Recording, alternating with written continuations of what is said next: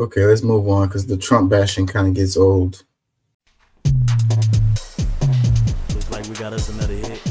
Yep. Read this. It says, just a reminder that the overwhelming majority of fentanyl brought across the border is brought by American citizens through legal ports of entry. The chief medical officer for Customs and Border Protection pressuring his staff to order fentanyl lollipops for him to take to the UN General Assembly, whistleblowers say. So yeah, this one fights against that whole border argument where they're like, oh, the illegal immigrants is so horrible, it's an invasion and they're coming over with fentanyl, so forth and so on. And fentanyl is an epidemic across the nation and people are dying. Yeah. But it says the overwhelming majority of fentanyl brought across the border is brought by American citizens through legal ports of entry.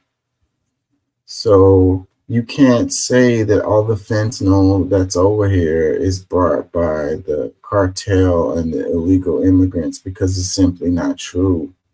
But they still going to use that argument as a reason to politicize the border. Comments. It says American law enforcement agencies are the largest fentanyl traffickers in the world. It says this begs a fundamental question: why the F does a fentanyl lollipop exist as a product? People want to get a buzz.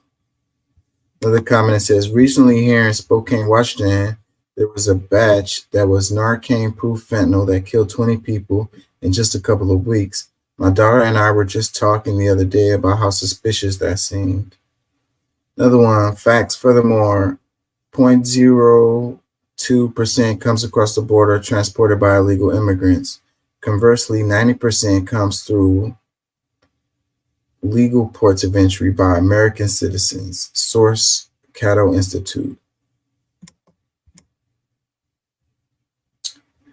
It says, people forget the CIA set up the initial drug trade from Colombia through Central America to the U.S.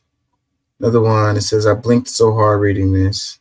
Another one, it says, well, it's not exciting news for the big outlets to report for clicks, ad revenue, and ratings unless the headline says it's Black and brown people breaking the law.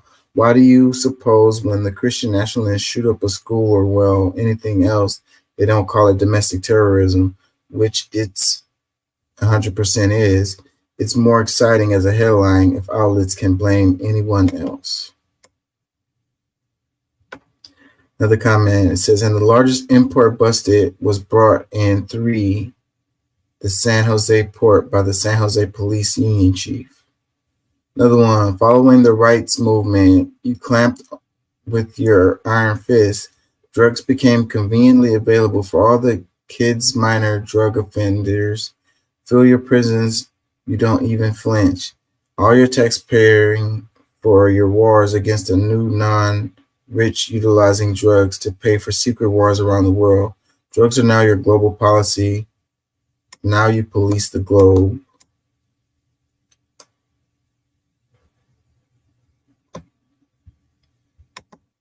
It says, cops always show their true colors. Another one that says, yeah, right, is the cops. It says, wasn't an American city council leader smuggling large amounts? It says, like the police, it says, from China, the irony. These people want to make a lot of money. People want to use drugs, and you got people that want to make money, and, capitalism, right? It's all about making money,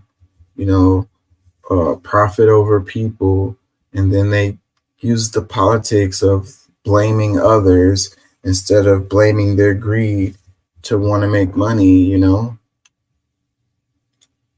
It's the illegal immigrants bringing over all the drugs. That's why we need to close the border. And we go ahead and close the border, and all the drugs are still going to flood in because it's the American citizens that were bringing it in. Congressional salary is. Don't take my word for it. Look that mess up, please.